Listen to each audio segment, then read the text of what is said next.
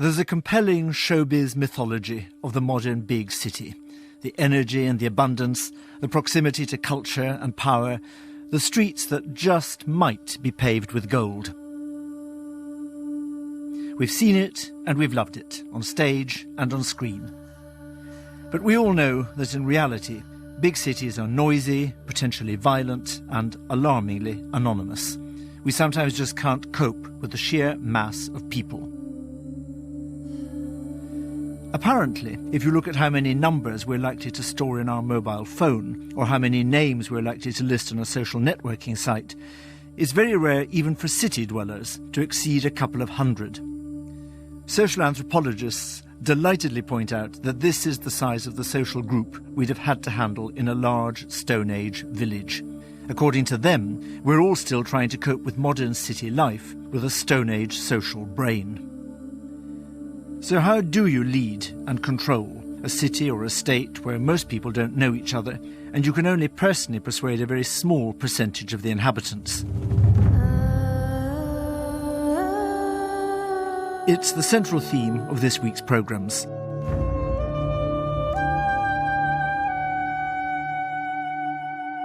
And it's been the key political question for over 5,000 years, since the growth of the world's first cities and states. These grew up in the world's great fertile river valleys, the Euphrates, the Tigris and the Indus, but I want to start with the most famous river of them all, the Nile. There's no doubt that warfare and the coercive power of the king is very much at the heart of the regime from an early period. It's a fine image of bashing. So it's violent, it's elegant, it's expressive, and it's beautiful as well. Today's object shows us that in the Egypt of the pharaohs, the answer to the question of how to exert leadership and state control over a large population was quite simple: force. A history of the world in 100 objects.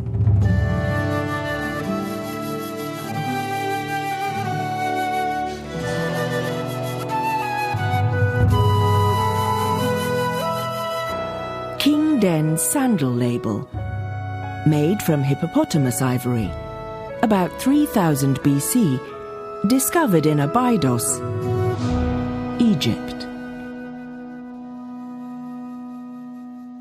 If you're going to talk about the Egypt of the pharaohs, the British Museum gives you a spectacular choice. Monumental sculptures, painted mummy cases, and much, much more. But as we're talking about a society that was created by its river, I've chosen an object that came quite literally from the mud of the Nile. It's made from a tusk of a hippo, and it belonged to one of Egypt's first pharaohs, King Den. Perversely, for an object that's going to let us explore power on a massive scale, it is absolutely tiny. I'm holding it now.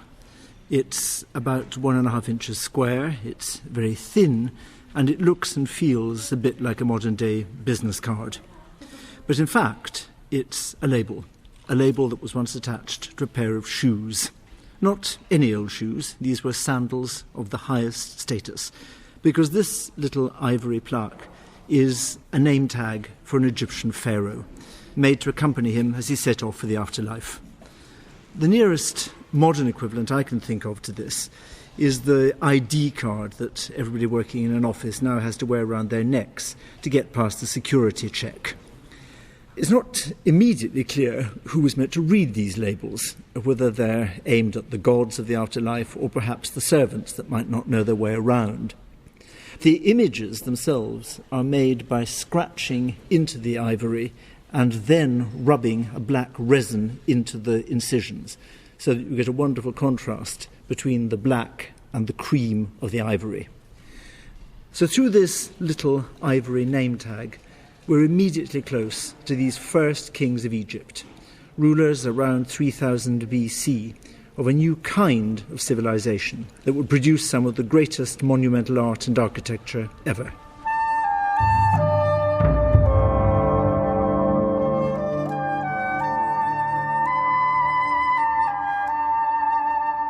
Before the first pharaohs, Egypt was very much a country divided.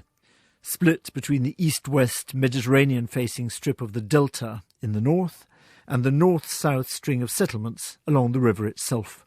With the Nile flooding every year, harvests were plentiful, so there was enough food for a rapidly growing population, and there was still some surplus to trade with. But there was absolutely no extra fertile land beyond the flooding area, and so inevitably people fought over what land was available. Conflict followed conflict, with those from the delta eventually being conquered by the people from the south, and just before 3000 BC, Egypt was united.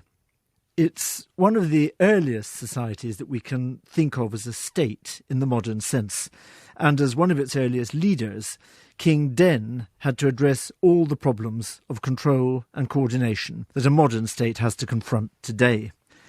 You might not expect to discover how he did it from the label on his shoes, but Den's sandals were no ordinary shoes. They were very high-status items, and the keeper of the sandals was one of the high court officials. So it's not so surprising that on the back of the label we have a clear statement of how this pharaoh exercised power. The model evolved in Den's Egypt 5,000 years ago resonates uncannily around the world to this day.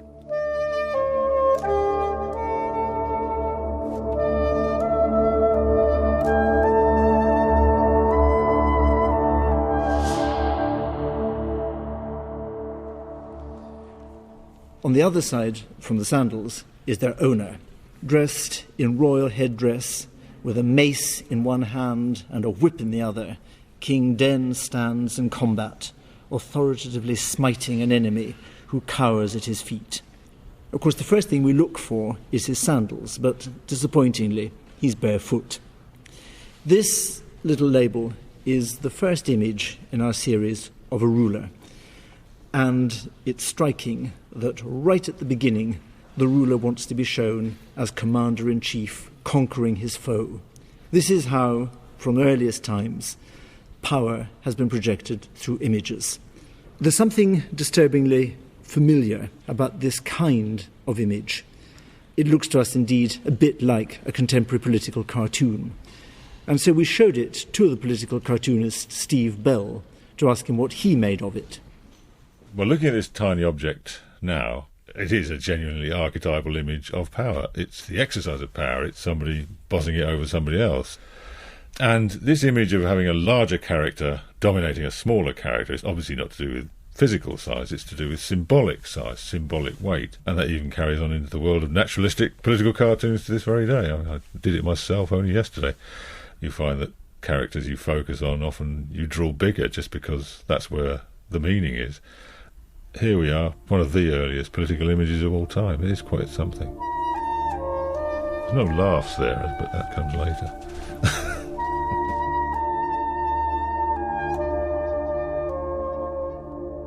The label maker's job was deadly serious, to keep his leader looking invincible and semi-divine, and to show that Den was the only man who could guarantee what Egyptians, like everybody else, wanted from their rulers: law and order. Within the pharaoh's realm, everybody was expected to conform and to take on a clear Egyptian identity. The message of our sandal label is that the price of opposition was high and painful, and the message is carried not only in images, but by writing. There are some early hieroglyphs scratched into the ivory. The inscriptions give us the name of King Den, and between him and the enemy are the chilling words, "They shall not exist." This other is going to be obliterated. Who he is, we don't know, but to the right of the label is an inscription which reads, "The first occasion of smiting the east." And as the sandy ground beneath the figures rises to the right-hand side, it's been suggested that the enemy comes from the east, from Sinai. All the tricks of savage political propaganda are already here. The ruler, calm and victorious, the alien, misshapen, defeated enemy.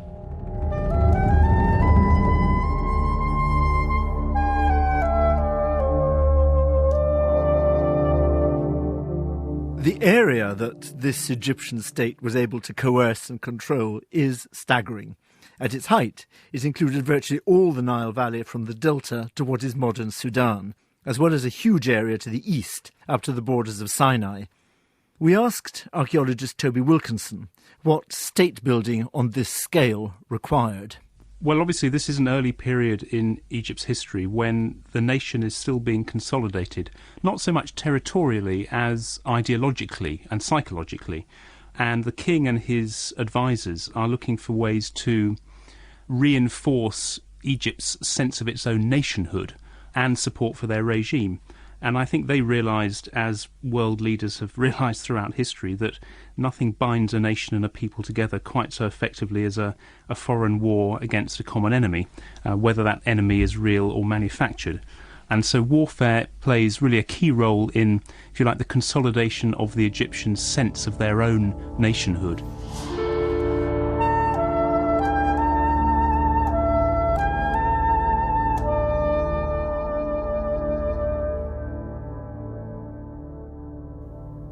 It's a discouragingly familiar strategy. You win hearts and minds at home by focusing on the threats from abroad. But the weapons that you need to crush the enemy can come in handy when you're dealing with domestic opponents as well. The political rhetoric of foreign aggression is backed up by very brisk policing at home. The apparatus of the modern state had been forged, and the enduring consequences were artistic as well as political. Only power of this order could organise the enormous building projects that these early pharaohs embarked on. Den's elaborate tomb with granite shipped from hundreds of miles away, and the later, even grander pyramids were possible only because of the extraordinary power that the Egyptian pharaohs could exercise over the minds and the bodies of their subjects.